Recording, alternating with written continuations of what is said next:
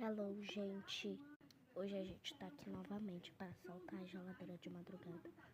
Meus pais estão lá embaixo, né? E no quarto, né? Vocês não devem saber, tá bom? Tomara que não dá errado. Então vem comigo. Gente, já saí da cama que eu vou me dar descanso porque meus pais não podem saber que eu vou. Né?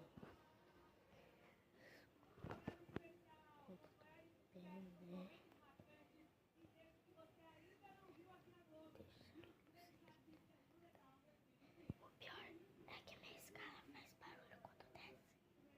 Melhor devagarinho pra não fazer barulho.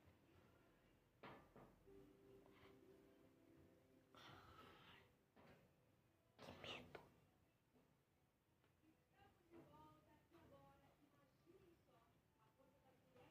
Pegar alguma coisa pra comer. Eu tô com fome. Hoje eu acordei até agora. É 00:41 da manhã. E bora lá, né? Que medo. Tô quase lá descendo. Nada vai cair.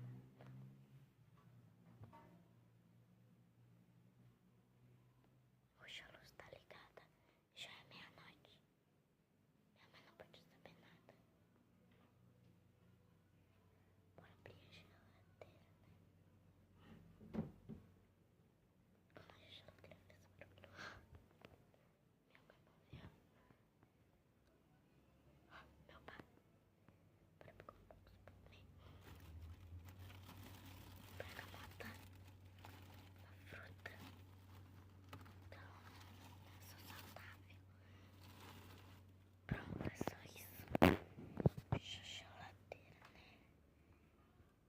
Gente, que medo.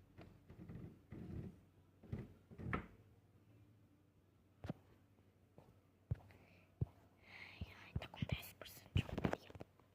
Bora lá.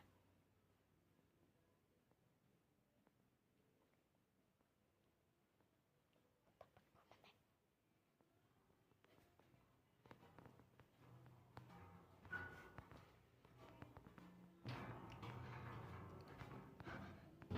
Gente, consegui, eles não me viram. Eu consegui. Agora eu vou comer, né, gente? Esse foi o vídeo. Espero que vocês tenham gostado. Já deixa seu like, se inscreva-se no canal e tchauzinho. Até o próximo vídeo. Beijos da Erika. Bye, bye.